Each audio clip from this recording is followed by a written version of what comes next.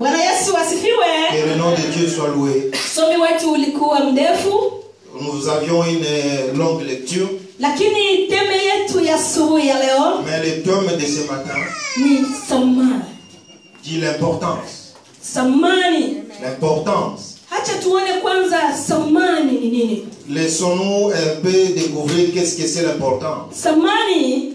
L'importance. Ni jina ambalo linawekwa kwa kitu. C'est un nom qu'on donne à une chose Au kwa mtu.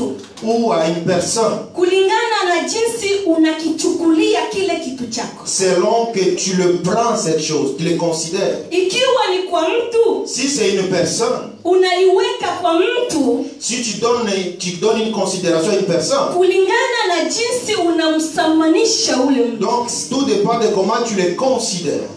Bwana tusaidie sana. Que Dieu nous aide. Hiyo ndiyo samani. Ça, c'est ça l'important. Mfano. Exemple. Kwa ajili ya kitu. Pour une chose. Kwa muda huu tuliokuwa nao. Pour le temps que nous traversons. Kwa wakati tuliokuwa nao. Pour le moment que nous traversons. Tuko wengi ambayo tunasamanisha telefone yetu. Il y a beaucoup qui prennent leur téléphone avec considération. Kuna wababa. Il y a des papas. Ambayo mama akigusa telefone yake. Si la maman touche à son téléphone. Anataka fujo. Il dit c'est le problème qui commence. Bwana tusaidie sana. Que Dieu nous aide. Kwa hiyo anajua samani iliyo ndani ya telefone yake. Parce qu'il comprend l'importance qui est à l'intérieur de ce téléphone. Bwana tusaidie sana. Que Dieu nous aide. Kuna wengine hata kama anataka lamuka. Il y a d'autres, même lorsqu'elle va se lever. Ile kushituka tu. Juste le fait de se réveiller. Hata kama hajasema Bwana asifiwe. Même s'il n'a pas encore remercié l'Éternel. Ya kwanza ni telefone. La première chose qu'il prend c'est le téléphone. Mengine baadaye. Après c'est les autres choses. Kwa maana parce que hiyo ndiyo wanasema. Parce que c'est ça qu'ils prennent comme considération. Bwana tusaidie sana. Que Dieu nous aide. Amen. Hiyo ni kusamanisha kitu. Donc c'est donner une chose une grande importance. Unajua jinsi gani unaweka mawazo yako kwa hiyo kitu. Donc toi tu sais comment tu considères cette chose. Na kwa mtu pia. Et pour une personne aussi. Mama naye anaweza kusamanisha mtoto wake. Maman aussi peut aussi considérer son enfant. Na wamama wanasamanisha watoto wao. Et le maman aussi donne l'importance à leur Kuna wamama ambao anaona mtoto wake tu ndio wa maana. Donc il y a d'autres mamans qui considèrent juste les enfants comme importants. Anaweza kuwa na mtoto. Elle peut avoir un enfant. Lakini mtoto wa mwenzake afanye choo karibu yake. Même si l'enfant de l'autre fait mettons, il se serve à côté de lui. Il va dire, fais-le quitter ici, ça sent mauvais. Mais son fils, il ne peut pas même sentir l'odeur. Et Dieu nous aide.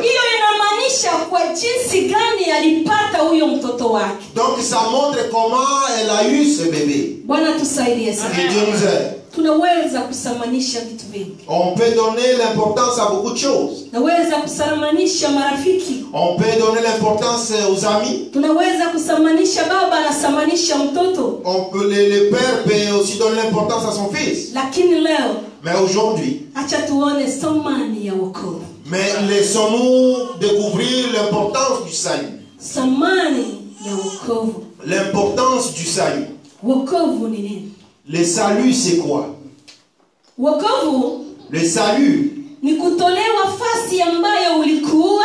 C'est te faire sortir d'une place où tu étais. Mbaya, mauvais, ya shida, difficile, ya taabu, très difficile. Ambayo wewe peke ulikuwa umeshakata matumaini, nani atanitoa? Là où tu n'avais plus d'espoir.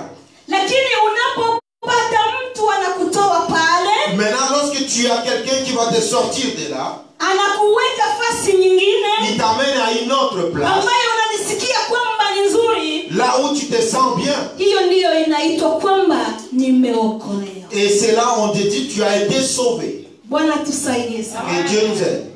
Amen. Amen. Na katika kitabu tulichokisoma, et la lecture qu'on avait faite, ni kitabu cha Samueli wa kwanza. Le premier Samuel. Kitabu cha Samueli niliangalia katika vitabu vyangu sikupata mwandishi. Dans ce livre, je n'ai pas trouvé l'auteur. Hawakuonesha wazi mwandishi aliyeandika hiki kitabu. Ils n'ont pas montré clairement c'est qui l'auteur. Lakini kitabu hiki mais c'est lui kinatusaidia kujua historia ya wafalme. Mais ça nous donne un aperçu par rapport à l'histoire des rois. Na jinsi walitawala. Et comment ils ont régné. Na kila aliyekuwa kitawala vizuri. Et chacun qui régnait avec droiture. Mkono wa Mungu ulikuwa juu yake. La main de Dieu était sur lui. Mungu alikuwa akienda naye. Et Dieu marchait avec lui. Lakini yule ambaye hakutawala vizuri. Mais c'est lui qui l'a mal régné. Mungu alikuwa akimwadhibu. Et Dieu le punissait. Bwana tusaidie sana. Que Dieu nous aide. Na katika sura hii tuliyoisoma. Et à travers les chapitres que nous avions lus. Ni habari ya Jonathan. C'est l'histoire de Jonathan.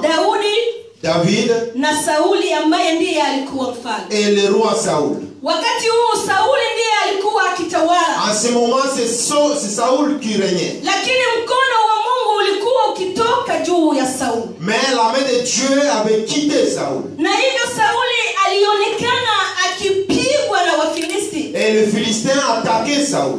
Na hivyo Sauli kama mfalme alikuwa akiangalia jambo hili, nani atakayenisaidia kutuokoa na mkono wa Wafilisti. Et Saul regardait qui est-ce qui va me sauver à travers les combats contre les Philistins. Bwana tusaidie sana. Que Dieu nous aide. Lakini maandiko yanasema kwamba Mungu wetu ni mwaminifu. Mais la Bible dit que Dieu est fidèle. Alidhihirisha nguvu zake ndani ya kijana Daudi. Donc il a levé un jeune garçon David. Na kupitia Daudi. Et à travers David. Israeli mzima wakaokolewa. Et tout Israël a été sauvé. Bwana tusaidie sana. Que Dieu nous aide. Na ndio maandiko yanasema kwamba. Et c'est pour ça la Bible dit que. Waisraeli wakapata wokovu mkuu. Et les Israéliens ont eu un grand salut. Kupitia mkono wa Mungu ambaye ulidhihirika ndani ya kijana Daudi. À travers la victoire que David a donnée aux Israéliens. Bwana tusaidie sana. Amen.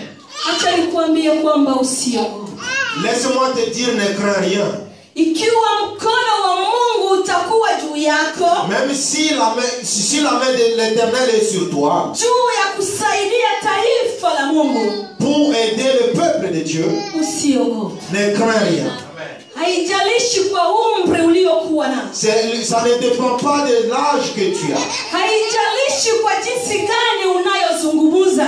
Ça ne dépend pas de comment tu parles. Lakini Mungu akamwambia Musa hivi. Et Dieu a dit à Moïse ceci. Nenda ukaokoe wana wa Israeli. Va sortir les enfants d'Israël. Musa akasema mimi sijua kuongea. Et Moïse simplement dit je ne sais pas parler. Lakini Mungu akamwambia hivi. Et Dieu l'a dit ceci.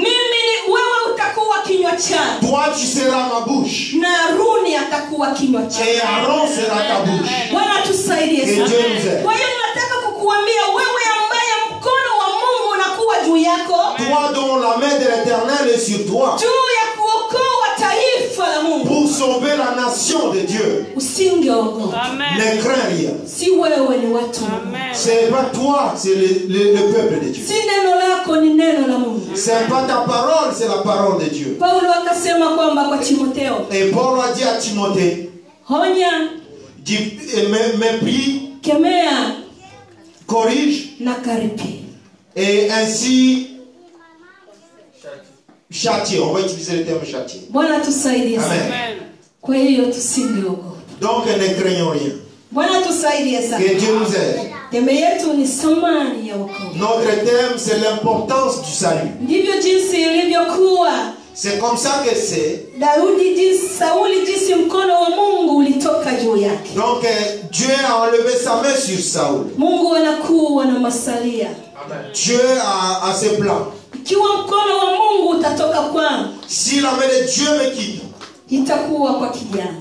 Il sera mis sur un jeune. Kwa hiyo usiogope. Donc ne crains rien.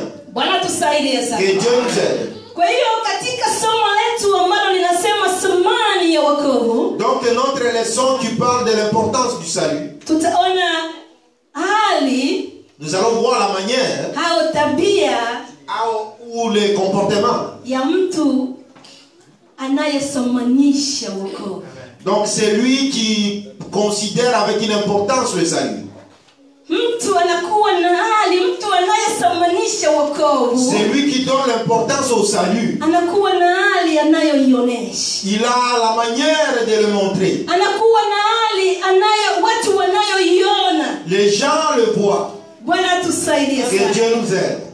Amen. Amen, amen. Hali ya mtu anayesamanisha wokovu. Le comportement de quelqu'un qui donne l'importance au salut. Msomaji anaweza kutusomea.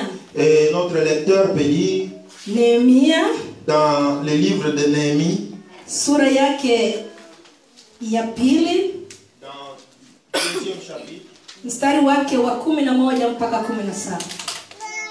Néhémie, chapitre. Na ule anayeandika anaweza kuandika tena. Kwa hiyo pointi yetu ya kwanza anaweza kuandika tena Samueli wa kwanza na mstari wake wa kwanza. Somaji utusomee kisha na mimi nitasoma Samueli wa kwanza. Samueli wa kwanza. Nehemia 2:11 mpaka 17. Tunasoma katika jina la Yesu Kristo, Nehemia 2:11 hadi 17. Maandiko yanasema hivi. Basi nikafika Yerusalemu. Nikakaa huko muda wa siku 3. Kisha nikaondoka usiku, mimi na watu wachache pamoja nami. Wala sikumwambia mtu neno hili alilolitia Mungu wangu moyoni mwangu. Nilitende kwa ajili ya Yerusalemu. Wala hapakuwa na mnyama pamoja nami, ila mnyama yule niliyempanda mwenyewe. Nikatoka nje usiku kwa njia ya lango la bondeni, nikashika njia iendayo kisima cha joka na lango la jaa. Nikazitazama kuta za Yerusalemu zilizokuwa zimebomoka na malango yake yameteketezwa kwa moto. Kisha nikaendelea mpaka lango la chemchemi na ziwa la mfalme, lakini hapakuwa na nafasi ya kupita kwa yule mnyama aliyekuwa chini yangu. 15. Kisha nikapanda usiku kando ya kijito, nikautazama ukuta, kisha nikarudi nyuma, nikaingia kwa lango la bondeni, nikarejea hivyo. Wala mashehe hawakujua nilikokwenda, wala nilivyotenda, wala sijawaambia Wayahudi, wala makuhani, wala wakuu, wala mashehe, wala watu wengine waliokuwa wakifanya kazi hiyo. 17 na mwisho. Kisha nikawaambia, mnaona hali hii dhaifu tulio nayo, jinsi Yerusalemu ulivyo hali ya ukiwa, na malango yake yalivyoteketezwa kwa moto. Haya, na tujenge tena ukuta wa Yerusalemu, ili tusiwe shutumu tena. Amen. Amen. En français, la parole dit 11 jusqu'à 17. J'arrivais à Jérusalem et j'ai passé 3 jours. Après quoi, je me levais pendant la nuit avec quelques hommes sans avoir dit à personne ce que mon Dieu m'avait mis au cœur de faire pour Jérusalem. Il n'y avait avec moi d'autres bêtes, des sommes que ma propre monture. Je sortis de nuit par la porte de la vallée et je me dirigeais contre la source du dragon et vers la porte du fumier. Considérant le muraille en ruine de Jérusalem et réfléchissant à ces portes consumées par le feu. Je passais près de la porte de la source et de l'étang du roi, et il n'y avait point de place par où put passer la bête qui était sous moi. Je montais de nuit par les torts et je considérais encore la muraille.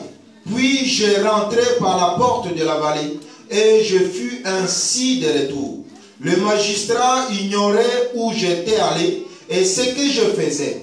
Jusqu'à ce moment, je n'avais rien dit aux Juifs, ni aux sacrificateurs, ni aux grands, ni aux magistrats, ni à aucun de ceux qui s'occupaient des affaires. 17. Je leur dis alors, vous voyez le malheureux état où nous sommes. Jérusalem est détruite et ses portes sont consumées par le feu. venez, rebâtissons la muraille de Jérusalem et nous ne serons plus donc dans l'opprobre. Amen. Amen. Tunasoma Samueli wa kwanza mstari wake wa kwanza unasema hivi. Kisha Sauli akasema na mwanaye Jonathan, tena na watumishi wake wote, kwamba wamuue Daudi. Amen. Bwana Yesu asifiwe. Le nom de Dieu soit loué. Tunataka tuone thamani. Nous voulons voir l'importance. Tunataka tuone hali ya mtu anasamanisha wokovu. Nous voulons voir le comportement de quelqu'un qui donne une importance au salut. Mtu huyo Cette personne, anakuwa na hali ya kuona mabadiliko. cette personne voit d'abord les changements. Anaona mabadiliko. Il voit les changements. Bwana tusaidie sana. Et Dieu nous aide. Wakati Sauli alipomwambia Jonathani, Lorsque Saoul a parlé à Jonathan, kwamba Daudi anataka kuuawa au waue Daudi, pour tuer David, Jonathani aliona kitu fulani. Jonathan avait vu une chose. Alitambua kitu fulani. Il avait remarqué une chose. Maandiko yanasema kwamba wakati Daudi alipigana na Mfilisti, Lorsque David a combattu le Philistin, Sauli alikuja kumuweka Daudi mavazi ya vita. Saoul est venu revêtir ses vêtements à David. Alikuja kumuweka mavazi yake ya vita. Il lui a donné son armure. Na wakati alipopigana na Mfilisti, Et lorsqu'il s'est combattu par le na Philistin kupiga Mfilisti, et battu le Philistin, Sauli alimuweka katika nyumba ya kifaa. et Saoul a mis David dans la maison royale. Na wakati Jonathani alipoona kwamba baba yake anakuwa anasema ule mtu auawe, Et lorsque Jonathan remarquait son père prendre le plan de tuer David, alitambua kitu fulani. il avait remarqué une chose. Bwana tusaidie Que sana. Dieu nous aide. Alitambua kitu fulani Il a- ndani ya baba yake. Il a remarqué une chose à son père. Na ndiyo maana alienda kumwambia Daudi kwamba Et c'est pour cela il est allé dire à David, ujifiche kwa maana baba yangu anataka kukuua. cache-toi parce que mon père a le plan de te tuer. Bwana tusaidie Que sana. Dieu nous aide. Kutambua mabadiliko ndani ya Ukristo. Remarquez les changements dans la vie chrétienne. Kutambua mabadiliko ndani ya wokovu wako. Remarquez les changements dans ton salut. Tulisoma katika kitabu cha Nehemia. Nous avons lu les livres de Néhémie. Waisraeli walipelekwa Babeli.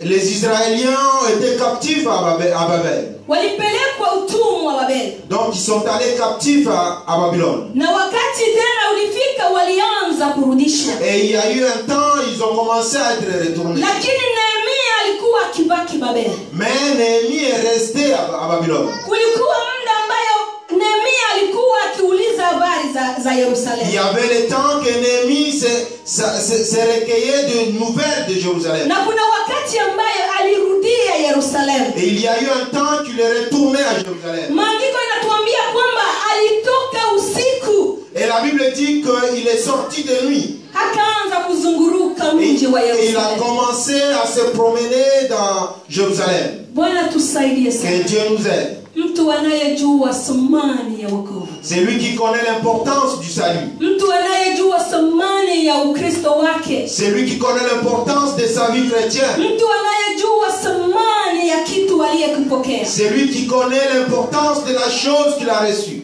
Anaangalia ndani ya maisha yake. Il regarde, il fait une rétrospection de sa vie. Anaangalia jinsi anavyoenenda mbele ya Mungu wake. Il regarde comment il marche devant Dieu. Bwana tusaidie sana. Que Dieu nous aide. Nehemia alizunguka. Néhémie s'est tourné, a sillonné. Lakini wakati alizunguruka aliona mabadiliko. Et lorsqu'il a sillonné, il a vu un changement. Bwana tusaidie sana. Que Dieu nous aide. Thamani ya wokovu. L'importance du salut. Wokovu unazaraulika kwa sisi ambao tulipokea wokovu. Nous méprisons le salut, nous qui l'avons reçu. Ukristo unazaraulika kwa sababu ya sisi tuliopokea Ukristo. La vie chrétienne est méprisée par rapport à nous qui l'ont reçu. Bwana tusaidie sana. Que Dieu nous aide. Angalia thamani ya wokovu. Regarde l'importance de ton salut. Bwana tusaidie sana. Que Dieu nous aide. Maandiko tukisoma kwenye Matendo ya Mitume sura yake ya 4. Lorsque nous lisons Actes des Apôtres chapitre 4, maandiko yanasema kwamba wenzetu waliopokea Ukristo mwanzo, ceux qui ont reçu le salut en premier. Matendo ya Mitume sura yake ya 4 na mstari wa 32 najua ni hapo. Donc Actes des Apôtres 4 verset 22. Walikuwa kwa ushirika. Ils étaient en communion. Walikuwa kwa umoja. Ils étaient en commun accord. Walifanya vitu vyote kwa ushirika. Et ils ont fait tout ce qu'ils ont fait, ils étaient en commun accord. Walilia kwa nia moja. Ils ont pleuré avec un seul but. Walizungumza kwa nia moja. Et ils ont parlé dans un seul but. Bwana tusaidie sana. Amen. Amen. Amen. Mimi leo niko kiongozi. Aujourd'hui, je suis un leader. Ninatoa mawazo yangu, sijua nilikuwa nalala usiku. Je donne mes idées, je ne sais pas si je dormais la nuit. Na pale ninakuja kuitangaza kanisani. Et je prends la décision de les donner à l'église. Kwa hivyo ninaitangaza kwenye kundi ninaloliongoza. Et je le dis aussi au groupe que je dirige. Lakini maandiko yanasema kwamba walikuwa na nia moja. Mais la Bible dit ils étaient en commun accord. Leta mawazo yako kwenye kundi unaloliongoza. Amène tes idées au groupe que tu diriges. Ili mkae na mzungumuze muone lipi lililo zuri zaidi. Pour que vous puissiez vous asseoir et discuter pour prendre le meilleur. Bwana tusaidie sana. Que Dieu nous aide. Amen. Amen. Maandiko yanasema, Paulo anasema kwamba kama jinsi mwili wetu ulivyo, Et Paul dit comme notre corps est, na viungo tofauti, avec différents membres, na kila kiungo kina kazi kwenye mwili wetu. et chaque membre a son importance sur son Na corps. ndivyo jinsi mwili wa Kristo ulivyo. Et c'est comme ça que le corps de Christ est. Unajengwa kwa kila kiungo kilichokuwa ndani. On les construit par chaque membre. Labda mawazo yako yalikuwa mazuri zaidi. Peut-être tes pensées étaient bonnes. Lakini ukitoa isipokuwa na utaratibu, Si tu les donnes sans manière, itaua mioyo ya wengine. ça va briser le cœur des gens. Bwana tusaidie sana. Que Dieu nous aide. Linda sana moyo uliokuwa karibu yako. Garde avec importance le cœur qui est à côté de toi. Kwa maana ndiyo inamotoka chemchemo ya uzima. Parce que c'est là où se trouve la source de la vie. Waliishi kwa ushirika. Ils ont vécu en commun accord. Walinena kwa nia moja. Et ils ont parlé avec un seul but. Tunene kwa nia moja. Parlons avec un seul but. Tuzungumuze kwa umoja. Discutons avec un seul but. Bwana tusaidie sana. Amen. Ili kazi yetu iwe na thamani. Pour que notre travail ait une importance. Ili wokovu wetu uwe na thamani. Pour que notre salut ait une importance. Tuangalie kwanza maisha yetu ya mwili. Regardons notre vie charnelle. Wakati mama anafanya mambo pasipo kuambia baba, Lorsque maman fait une chose sans parler à papa, haitakuwa vizuri kwa baba. il ne sera pas bien pour le papa. Mke wangu niliona nia hii. Ni ma femme, je vis ceci. Tufanye nini? Que ferons-nous? Bwana yangu nilikuwa na mawazo hii. Il dit, mon mari, jamais telle pensée. Tufanye nini? Que ferons-nous? Huu ni utaratibu ndani ya nyumba. Ça, c'est la manière de... Na hivyo Mungu wetu ana utaratibu. Et ainsi aussi notre Dieu a ses procédures. Bwana tusaidie sana. Que Dieu nous aide. Tulie kwa nia moja. Il dit, pleurons avec un seul but. Bwana tusaidie sana. Que Dieu nous aide. Mtu anayejua thamani ya wokovu anaona mabadiliko. Celui qui donne l'importance au salut, il voit les changements. Mabadiliko katika Ukristo wako uko namna gani? Comment est le changement dans ta vie chrétienne? Wewe Mkristo wakisema kwamba unaingiaka kanisa gani? Toi, comme chrétien, on te demande dans quelle église tu fréquentes. Kanisa ile ambayo Mama Riziki anaingiaka. Dis, est-ce que tu rentres dans la même église que Maman Riziki? Ijiachie. Dis, laisse tomber. Bwana tusaidie sana. Que Dieu nous aide. Wewe ambaye ni Mkristo, Toi qui es chrétien, wewe ambaye unaitwa mwimbaji, toi qu'on appelle chantre, mimi ambaye ninaitwa mama, toi, moi qu'on m'appelle maman. lakini wakisema kwamba tunaingia kwa lile kanisa wanasema kwamba jiachie. Et lorsqu'on parle, est-ce que tu rentres dans cette église, on dit laisse tomber. Bwana tusaidie Que sana. Dieu nous aide. Unaonaje Qu'est-ce que tu constates? kibanji kilicho ndani ya jicho ya mwenzako Comment tu vois la poudre qui est dans l'air de ton ami? na wewe haujaona?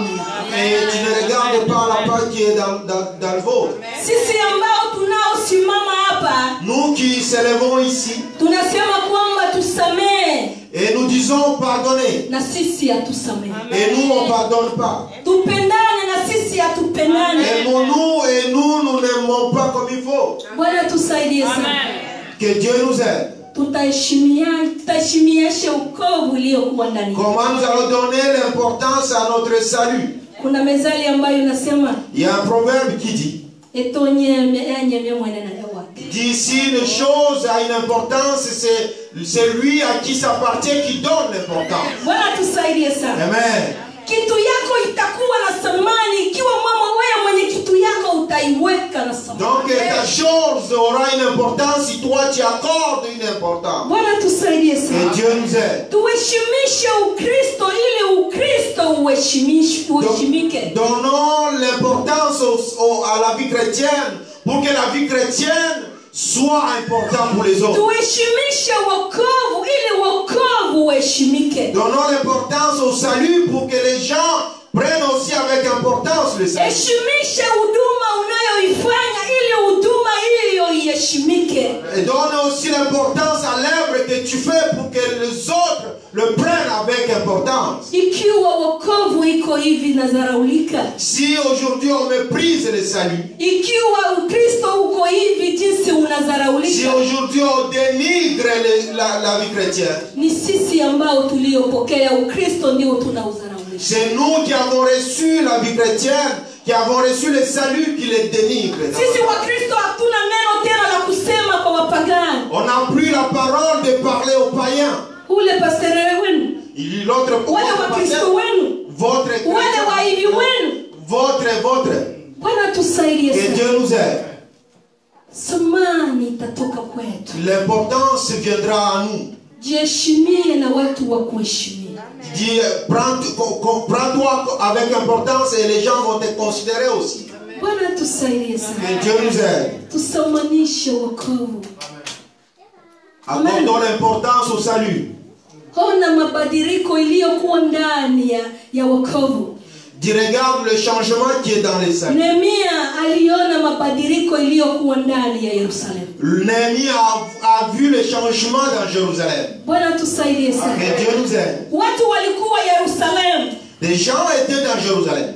lakini walikuwa Yerusalemu tu juu ni nchi yao. Ils étaient dans Jérusalem parce que c'était leur pays. Walikuwa wanapelekwa utumwani Ils étaient en captivité na wakarudishwa, et ils sont retournés. na walikuwa ndani lakini hawalikuwa wanaona mabadiliko. Ils étaient dedans mais ils ne voyaient pas les changements. Lakini Nehemia wakati alipokuja, Lorsque Néhémie est retourné, aliangalia il a regardé na akaona mabadiliko. et il a vu le changement. Mtu anayejali kitu chake. C'est lui qui se soucie de son affaire. Bwana tusaidie. Que Dieu nous aide. Akawaambia muone hali hii ukiwa tulio nayo. Il dit regarde l'opprobre qu'on a. Bwana tusaidie. Que Dieu nous aide. Tusamanishe wokovu. Donnons l'importance au salut. Mtu anayesamanisha kitu anakuwa makini na kuangalia kile kitu. Celui qui donne l'importance à une chose, il le regarde avec une manière importante. Na ikiwa tunaona madhaifu, Et si nous voyons une faiblesse, nini tunafanya? qu'est-ce qu'on fait? Ikiwa tunaona mabadiliko, Si on voit les changements, nini cha kufanya? qu'est-ce qu'on fait? Yonathani akaenda kumwambia Daudi, Jonathan est allé dire à David, ujifiche. cache-toi.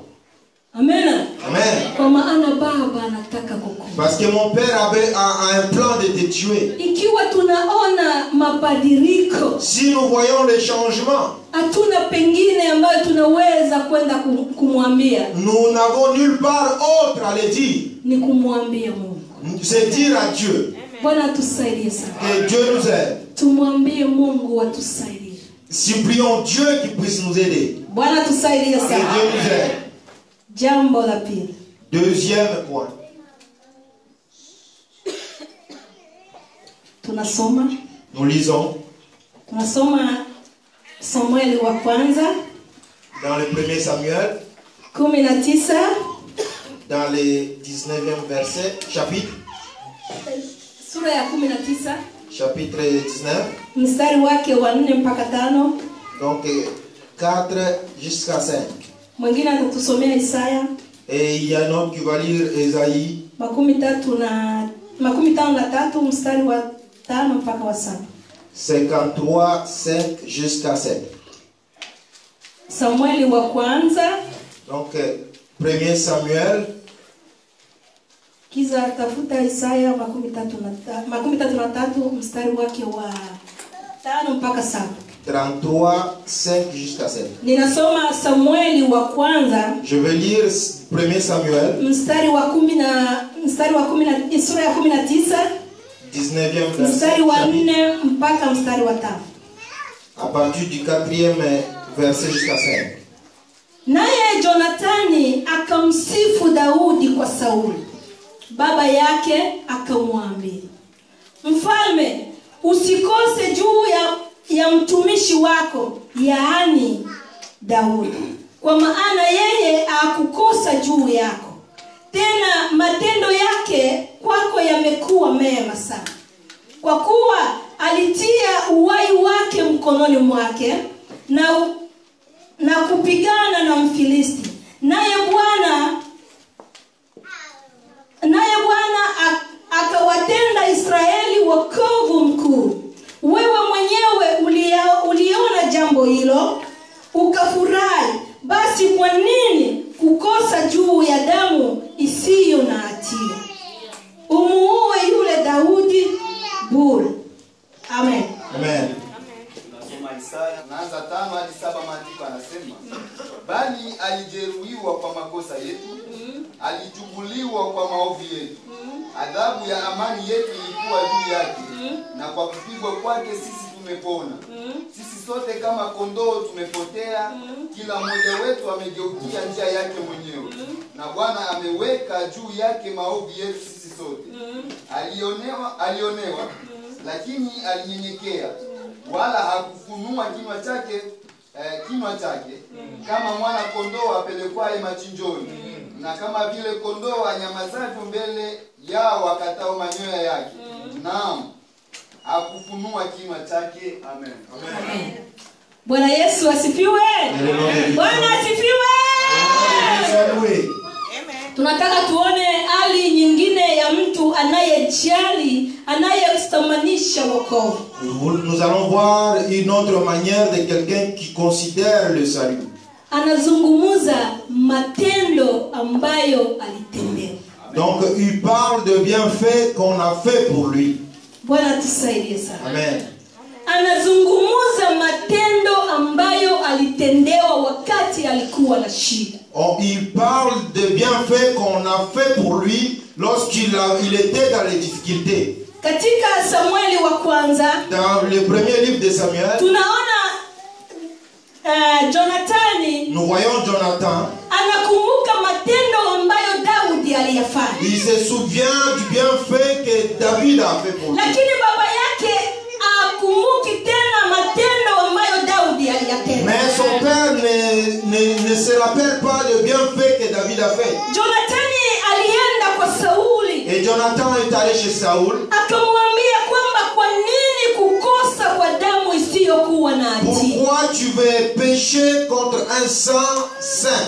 Huyu Daudi hayafanya jambo mbaya kwako. Il dit David ne t'a rien fait. Alitoa uhai wake, alitia roho yake mkononi mwake. Il a exposé sa vie pour toi. Na Israeli wakapata wokovu. Et les Israéliens ont eu la victoire. Na wewe jambo hilo uliliona. Et toi tu l'avais vu. Na jambo hilo wewe uliliona. Et cet acte tu l'avais vu. Na ukafurahi. Et tu étais content. Hakuna mtu Kiswahili naye. Hakuna Bwana tusaidie sana. Amen. Hakuna mtu asiyeweza kufurahi ikiwa watamtendea vizuri. Il y a personne qui ne peut être content lorsqu'on fait le bien pour lui. Bwana tusaidie sana. Amen. Sauli alifurahi. Et Saoul a été joyeux. Lakini alisahau kwamba Daudi alifanya matendo makuu ambayo ilituma Israeli waokolewe. Et il avait vite oublié les bienfaits que David a fait.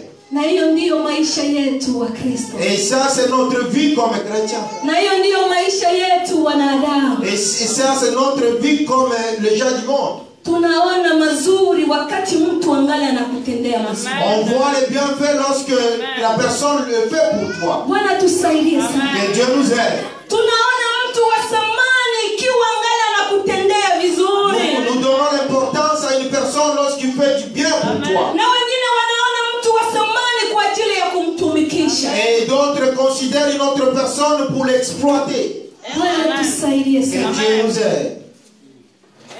Mwanadamu anaangalia mabaya ya mtu ambaye anamtendea. Dit l'homme regarde le mauvais côté de la personne. Kwa nini usiangalie yale mazuri ambayo alikutendea? Pourquoi tu ne te concentres pas sur le bien qu'il a fait pour toi? Amen. Bwana tusaidie Que sana. Dieu nous aide.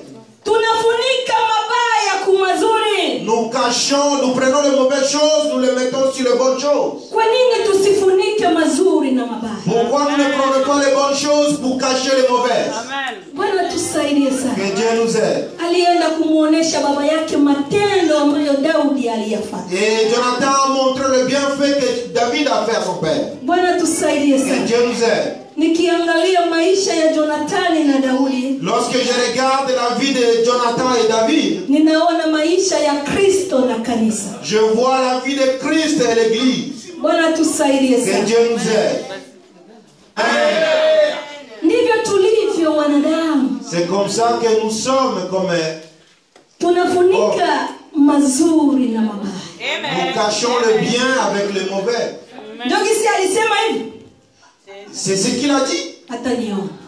Il va me voir. Amen. Kwa nini usiseme kwamba hawezi sema hivi? Pourquoi tu ne dirais pas non, lui il ne peut pas dire ça? Bwana tusaidie Que Dieu sana. nous aide.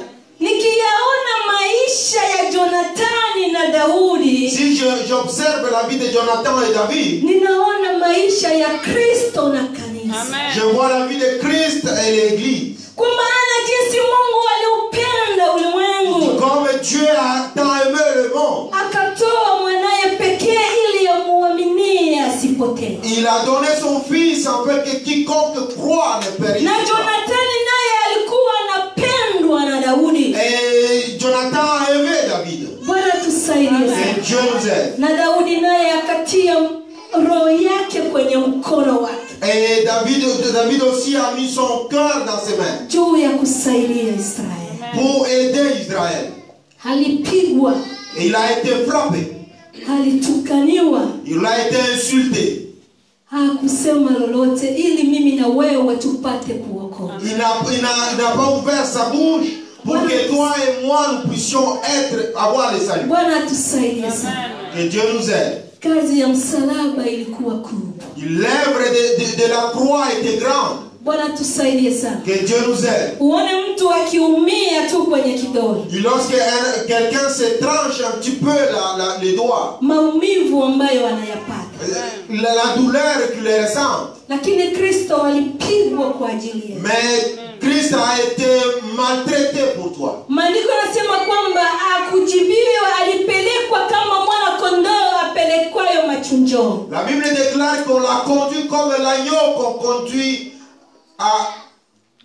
à l'abattoir. Hakujibu neno lolote. Il n'a rien répondu. Chukua kwanza maisha yetu ya kimwili. Dit, prenons l'exemple par notre vie charnelle. Mtu ambaye anakutukana karibu yako, C'est lui qui t'insulte en face de toi. na kisha useme kwamba nitakamata hekima, sitajibia. Et tu dis par la force, je vais prendre ma sagesse, je ne vais pas Na répondre. yeye aendelee tu kutoa matusi. Et lui va continuer à t'insulter. Uone jinsi moyo unakuwaga unaumia. Juste regarder comment le cœur bouillonne. Unavimba, unasema Mungu unisaidie nisijibie. Le cœur prend de la grosseur. Et tu Lakini dis, Dieu moyo aide-moi. iko unaumia.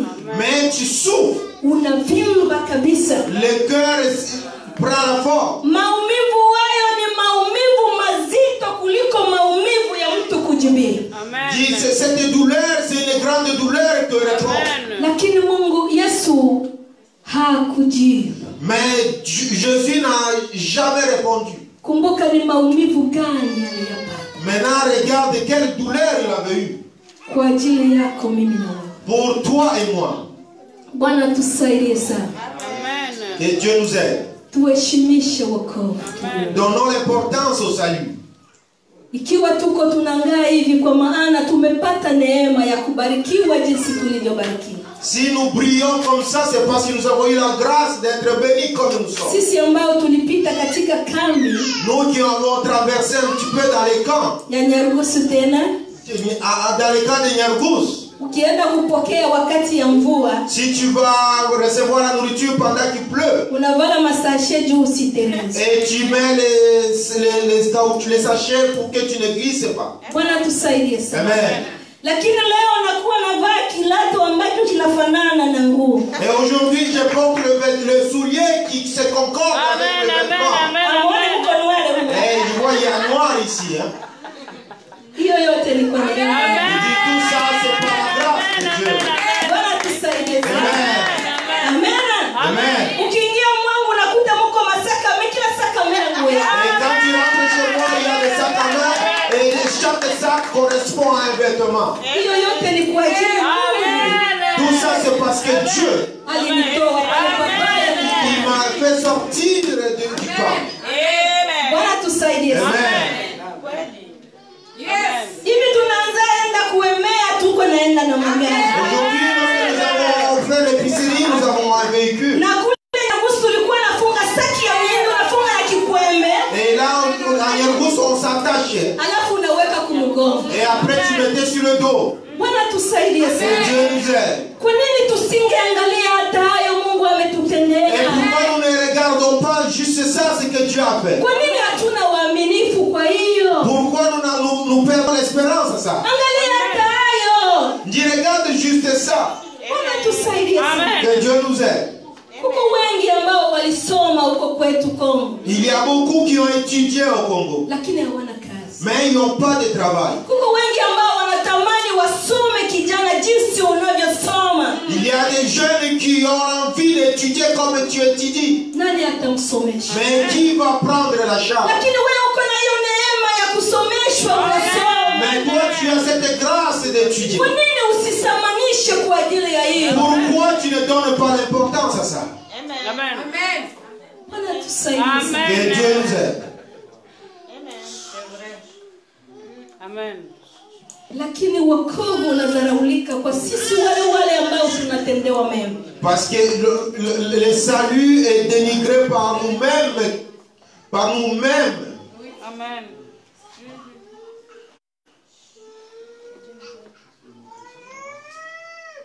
Bwana tusaidie sana. Que Dieu nous aide.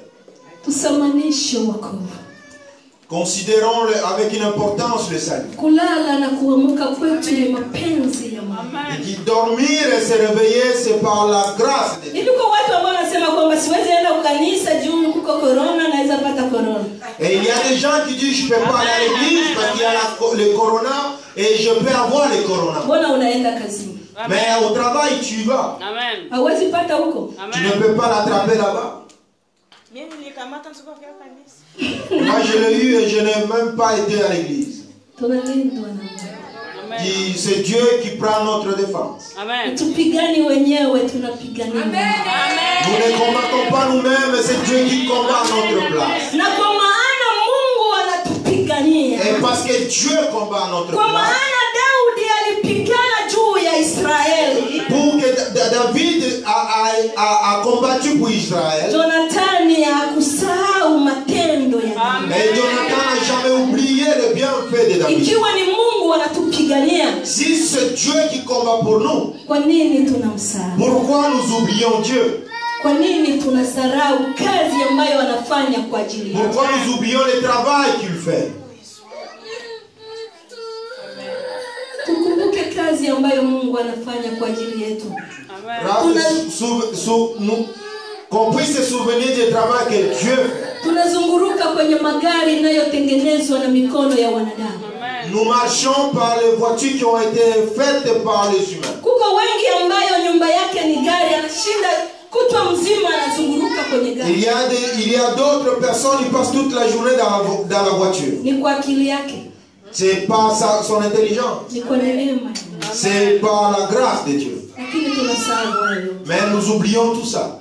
Wana wa Israeli walipofika jangwani, Lorsque les enfants d'Israël sont arrivés dans le désert, Musa alipoitwa na Mungu mlimani, quand Dieu a appelé Moïse à la montagne, huku chini walipobakia, et quand ils sont restés, wakaambia Aroni kwamba usifanyie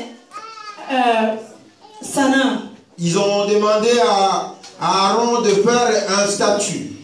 Na wakaanza kuiabudu ile sanamu. Et ils ont commencé à adorer la statue. Kwa maana tu walitoka na wakukuwa najua wako naenda wapi. Parce qu'ils ont quitté l'Égypte sans savoir où est-ce qu'ils vont. Na wakati Musa alipotoka mwenye alikuwa anajua wapi wanaenda. Et lorsque Moïse est sorti, c'est lui qui savait où ils allaient. Walimwambia kwamba tufanyie. Et ils ont dit à Aaron, faites-nous une statue.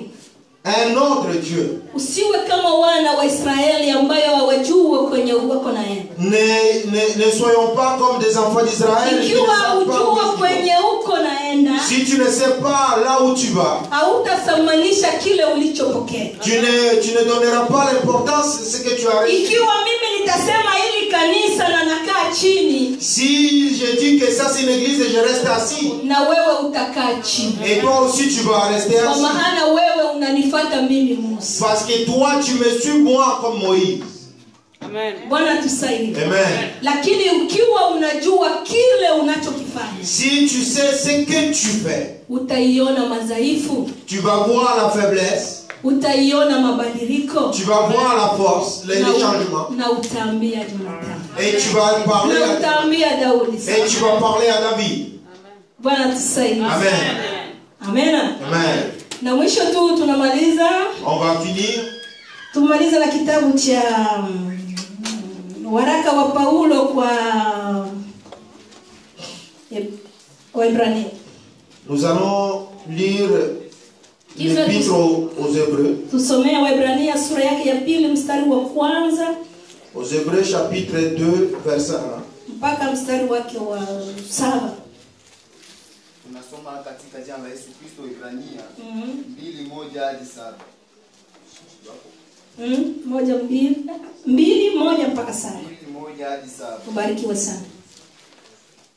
Kwa hiyo imetupasa kuyaangalia zaidi hayo yaliyosikiwa tusije tukayakosa. Imetupasa tuyaangalie zaidi hayo yaliyosikiwa tusije tukayakosa. Kwa maana ikiwa lile neno lililonenwa na malaika lilikuwa imara, ikiwa lile neno la kwanza lililonenwa na malaika lilikuwa imara, na kila kosa na uasi ulipata ujira wa haki, na kila kosa na uasi ulipata ujira wa haki, sisi je? Sasa sisi je? Tutapataje kupona? Tutapataje kupona tusipojali wokovu mkubwa namna hii? Ambao simama kwanza. Ikiwa lile la kwanza lililonenwa na malaika, si la parole annoncée par des anges a eu un effet, Bwana tusaidie sana. Que Dieu nous aide. Wana wa Israeli waliokoka Misri, les enfants d'Israël ont quitté l'Égypte. Mungu aliwaambia kwamba wapake damu ya kondoo kwenye muhimu. Et Dieu avait demandé qu'ils puissent mettre le sang de l'agneau sur les linteaux. Ili ule malaika wa kuangamiza atakapofika aone ile damu. Lorsque l'esprit de mort viendra, qu'ils puissent voir le sang. Na hiyo iliwasaidia kwa kuokoka Misri. Et cela les a aidés à être sauvés en Égypte. Na kila neno ambalo Musa alikuwa akilisema, et chaque parole que Moïse disait, lilikuwa napata ujira wake. Ikiwa ikisema kwamba unakosa upigwe mawe, unapigwa mawe. Et chaque parole avait un effet. Bwana tusaidie sana. Amen. Amen. Amen. Sasa sisi je? Maintenant nous, tutapataje kupona tusipojali wokovu mkubwa namna hii? Si on ne considère pas un si grand salut, comment nous allons nous échapper? Kupitia damu ya Yesu Kristo. à travers le sang de l'agneau. sio damu ya nyama. Ce n'est plus le sang de l'animal, mais c'est le sang de Jésus. Tupateje kupona? Comment nous pouvons être guéris? Bwana tusaidie sana. Kudharau mtu ambaye anatoa uhai wake kwa ajili yako. Dénigrer une personne qui donne sa vie pour toi. Bwana tusaidie sana. Amen. Malizia. On va lire. Sisi je, tutapataje kupona tusipojali wokovu mkuu namna hii? Ambao kwanza ulinenwa na Bwana. Ulinenwa na Bwana. Kisha ukadhibitika kwetu. Ukadhibitika kwetu. Na wale waliosikia. Na wale waliosikia. Mungu naye akishuhudu pamoja nao kwa ishara na ajabu. Amen. Na nguvu za namna nyingi. Na kwa magawanyo ya Roho Mtakatifu. Amen. Kama alivyopenda mwenyewe. Maana hakuweka chini ya malaika ulimwengu ule ujao tunaounena. Hakuweka chini ya malaika. Il n'a pas mis cela sous les anges. Ila mtu mmoja ameshuhudia hivi mahali fulani akisema, mwanadamu ni nini hata umkumbuke? Ni nani mwanadamu? Tu dis qu'est-ce que c'est un homme pour que tu te souviennes de lui? Ama mwana wa binadamu hata umwangalie. Ou le fils de l'homme pour que tu prennes soin de lui. Umemfanya mdogo punde kuliko malaika. Umemvika taji ya utukufu na heshima. Umemtawaza juu ya kazi ya mikono yako. Amen. Amen. Ingawaje atutambue au ingawaje tu wadhaifu, même si nous ne remarquerons pas, même si nous sommes faibles, lakini mbele ya Mungu tu wasema. Mais devant Dieu nous sommes importants. Bwana tusaidie. Que Dieu nous aide. Devant Dieu nous sommes importants. Amen. Amen. Mtu mmoja tunamalizia na mfano. Je vais finir par cet exemple. Mtu mmoja alikuwa kwenye mkutano wa hadharani. Il y a une personne qui est au croisade. Alikuwa anafundisha juu ya kusamanisha. Et il parlait par rapport à l'importance. Akasema kwamba kuna noti kubwa hapa. Il y avait une note, une grande note ici. Noti kubwa hapa Canada ni ngapi? Ici pour les grands billets ici s'arrête à 100. Akasema kuna mtu ambaye iko na $100 hapa. Est-ce qu'ici il y a quelqu'un qui a une note de $100, un billet de $100? Akasema kwamba iko hapa. Et ils ont dit que oui, il y a une personne ici. Akasema muniletee hiyo $100. Et il a demandé, amène-moi les $100. Wakamletea.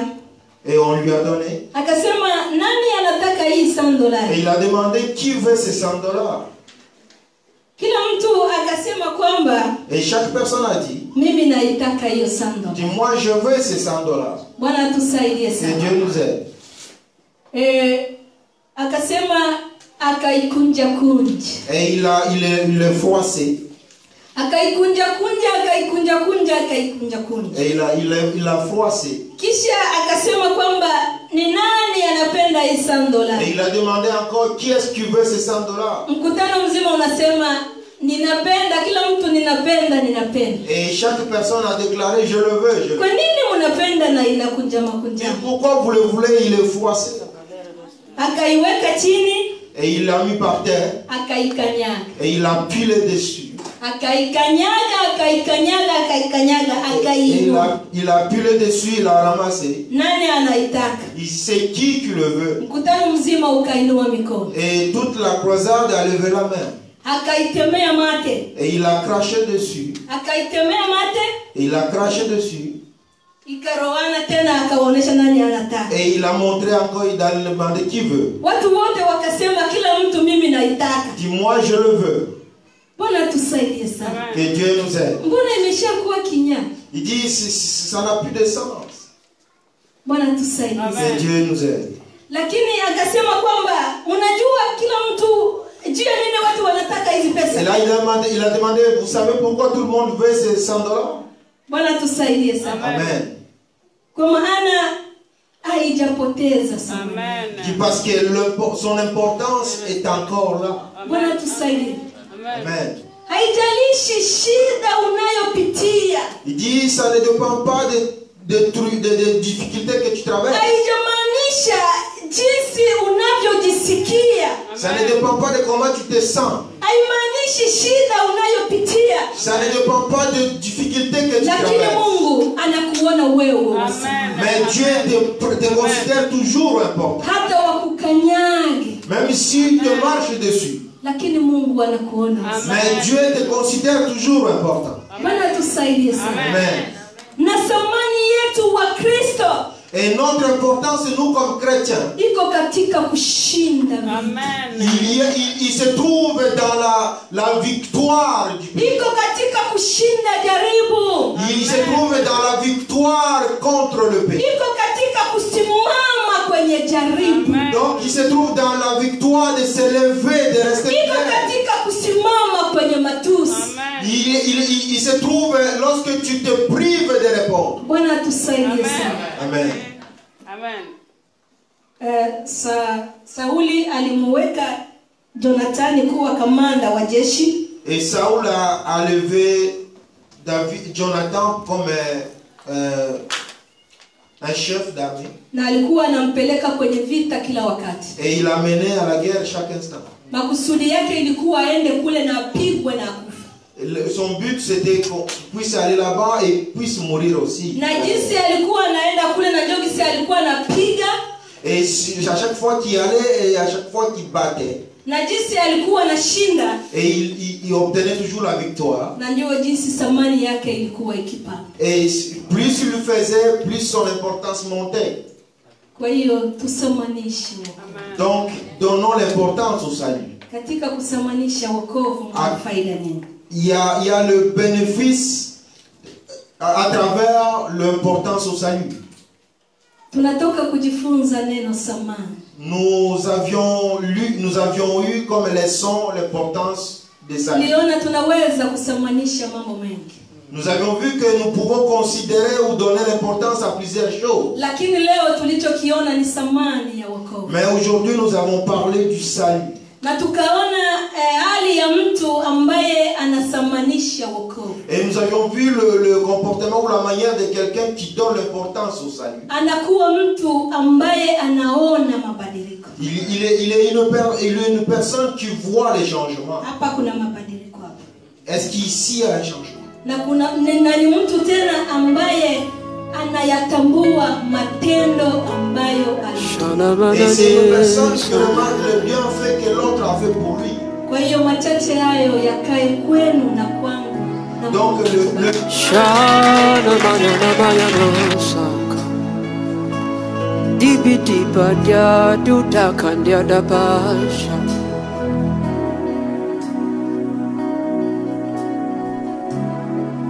I'll put you in front of my melody. You are all that matters. You are all